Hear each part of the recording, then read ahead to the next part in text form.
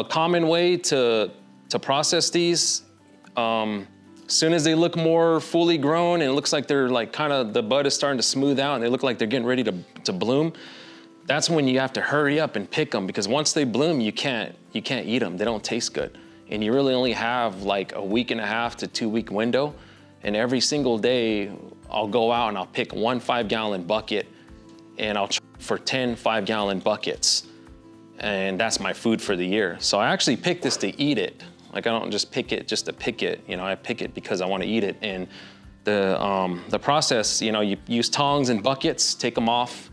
And then what I do is I cut up a bunch of mesquite wood, make a fire, and I use screens, like a hardware cloth screen, to burn off all the spines and the glochids. The glochids are those little tiny hair-like kind of thorns that can get on you and you can barely see them. So you always need a tweezer to harvest these, and you should wear safety glasses just to be safe. I'll have a big pot, fill it up with water.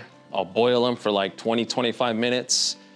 And because you have to boil them, you can't just fire on them and then dry them out in the sun for 4 days. What will happen is they'll start to turn black and they'll get moldy and then they'll spoil. So you have to boil them and then lay them out in a fly screen. When you open the window, that screen, that type of screening, that's basically what I have on a big table like this. So I lay them all out, wrap it, and then clothespin it and let it be in direct sunlight for 4 days, and I have to watch the rain, because if it rains on it, then it could get moldy and spoil. After they're all dry, I use like a big grill, like brush they use to clean a grill.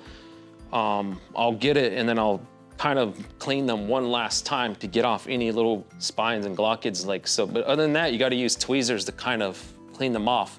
The other basic way to do it is they boil them with the spines on, and then after that, they lay them out on hardware cloth screens, and then they use sticks like cactus rib, or somebody use a type of broom or something, and they'll just keep doing that. They'll keep brushing them and sifting them until they're all clean. I like to burn them off because it's easier and it's not throwing thorns all over me and they're getting all over the place and stuff. But then also I like the mesquite flavor too. Once that 4th day, once they're fully dry, I'll put them like in a burlap sack indoors or in a basket, and I'll let them stay in there for months and months, and then I'll just put them back into like a 5-gallon buckets to chill there. And then whenever I want to eat them, boil them to rehydrate them, to get them soft again, just like where they're at right now, and throw them back in a boiling pot of water and add them to soups and stews. They go good with everything, and they especially go good with the pico de gallo. It's really good. It's like my favorite.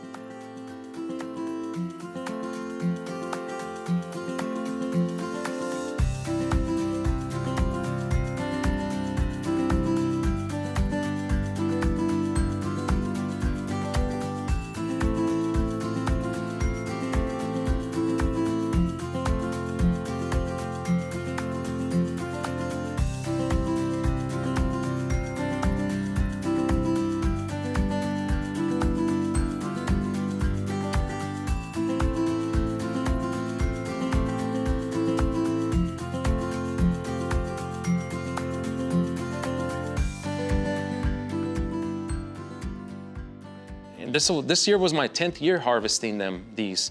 And every year, you know, I learn new things about them, and you learn the plants. And the most important thing I would say that is always never talked about, before you go and pick any kind of foods or medicines in the desert, you have to talk to the plants.